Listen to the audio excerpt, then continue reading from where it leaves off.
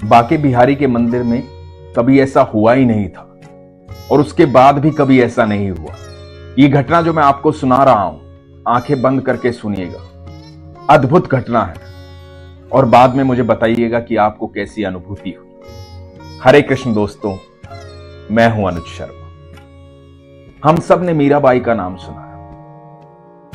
राणा सांगा के पुत्र राजा भोजराज की मृत्यु के बाद जो मीराबाई के पति थे, मीराबाई को सगे संबंधियों ने बहुत प्रताड़ित किया, बहुत परेशान किया। ठाकुर जी की अनन्य भक्ति, ऐसी भक्त कभी कोई हुई ही नहीं।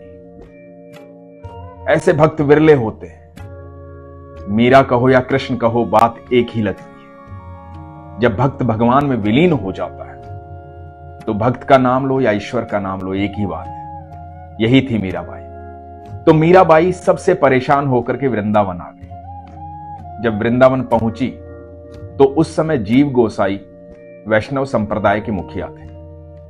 उनके बारे में मीराबाई ने बहुत सुना था। उनसे मिलने की बड़ी इच्छा थी। संदेश पहुंचाया कि मैं जीव गोसाई जी से मिलना चाहती हूं। जीव गोसाई जी ने मिलने से मना कर दिया। उन्होंने कहा कि मैं किसी औरत को अपने सामने नहीं देखना चाहता, मैं किसी औरत से नहीं मिलता, मैं किसी से आमना सामना नहीं करता हूं, मैं यहीं रहता हूं मेरे ठाकुर के पास, मुझे किसी से नहीं मिलना।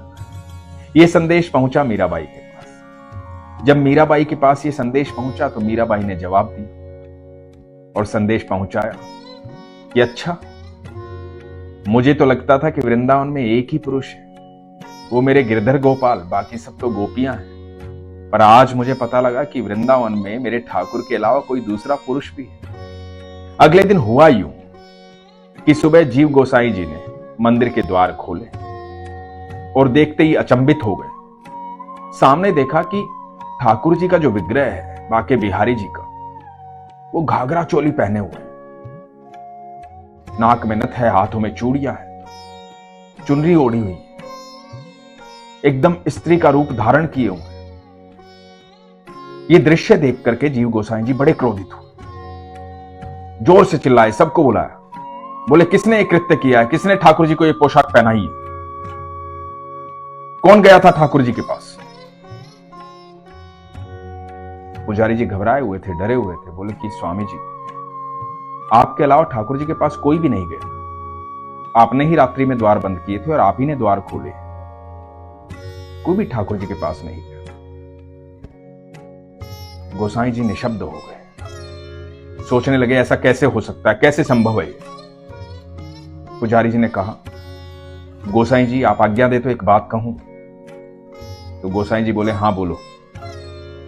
तो पुजारी जी ने कहा कि यहां पड़ोस में धर्मशाला में एक महिला आई है जिसने कल संदेशा भिजवाया था आपको कि आप उनसे मिल लें, लेकिन आपने मिलने से मना कर दिया था। लेकिन कहते हैं कि वो बड़ी अद्भुत महिला है, एक तारा बजाती है, जब नृत्य करती है और एक तारा बजाती है, वो ऐसी धुन में खो जाती है कि लगता है कि साक्षात कृष्ण नृत्य कर रहे हैं। वो महिला साधारण नहीं है, मीरा नाम है उसका। वो जब गाती है तो ऐसा लगता है कि साक्षात कृष्ण सामने है। कृष्ण में और उनमें कोई भेद नजर आता ही नहीं है। वो प्रभु का साक्षात रूप है। आपको एक बार उनसे मिलना चाहिए था। हो सकता है कि ठाकुर जी इस दृश्य से आपको कोई संदेश देना चाहते हैं, तो आप एक बार उनसे मिल लीजिए। जीव गोसाई को अपनी गलती का एहसास हुआ। जीव गोसाई जी बोले, मुझे उसके पास ले चलो, मैं खुद चलना चाहता हूं। जीव गोसाई जी मीरा जी के पास गए और जब मीरा जी को देखा तो देखते रह गए। मीरा जी वैसे ही बड़ी अद्भुत थी। कृष्ण भक्तों के चेहरे में वो तेज होता है और उसे कृष्ण भक्त पहचान लेते हैं।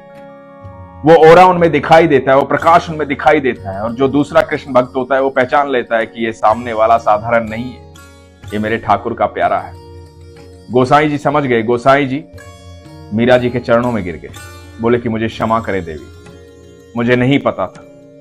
आइए मैं आपको खुद मंदिर लेकर चलता हूं, खुद बाके बिहारी से मिलवाता हूं। और मीरा जी पीछे पीछे होली। जब बाके बिहारी के मंदिर पहुंचे गोसाई जी और मीरा जी, तो एक और अद्भुत दृश्य था। ठाकुर जी पहले जैसे दिखाई दे रहे थे। अब वो घाघरा चोली नहीं थी, वही पोशाक थी जो ठाकुर जी पहनते हैं। अब वो घाघरा चोली दिखाई नहीं दे रहा था। तो गोसाई जी ने मीरा की तरफ देखा। जब मीरा की तरफ देखा तो कृष्ण दिखाई दिए। फिर बाके बिहारी की तरफ देखा। जब कृष्ण की तरफ देखा तो मीरा दिखाई दी। गोसाई जी चकरा गए कि ये हो क्या रहा है। कृष्ण में मीरा और मीरा में कृष्ण दिखाई दे रहे थे। यही भक्ति थी मीरा की। मीरा जैसा भक्त कोई हुआ नहीं है। मीरा जैसे भक्त विरले होते हैं, सदियों में होते हैं, और भक्ति हो तो मीरा जैसी हो। कोई भक्त यदि उम्मीद रखता है, आशा रखता है, चाहता है ठाकुर का भक्त होना, तो भगवान से ऐसी भक्ति मांगे जैसी मीरा ने की। लेकिन मीरा ने बड़ी प्रताड़नाएं सहन की। मीरा को लोगों ने पागल कहा, बेवकूफ कहा, बहुत दुख दिए, बहुत परेशानियां दी, बहुत प्रताड़ना दी। लेकिन वो अपने गिरधर गोपाल में इतनी खोई हुई थी, उसे कोई दर्द होता ही नहीं था। वो प्रेम में रहती थी अपने ठाकुर।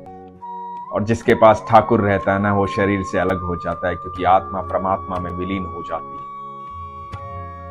ये शरीर बस ऐसे ही रह जाता है। मीरा का शरीर नहीं, मीरा की आत्मा थी कृष्ण। इसीलिए मीरा के भीतर कृष्ण दिखाई देता। यह अद्भुत घटना है, ये प्रेम की घटना है। ईश्वर सबसे उतना ही प्रेम करते हैं जितना मीरा से करते थे। लेकिन आपका विश्वास होना चाहिए। इसलिए हमेशा कहता हूं, अपने विश्वास को मजबूत रखो, अपना ख्याल रखो। हरे कृष्ण।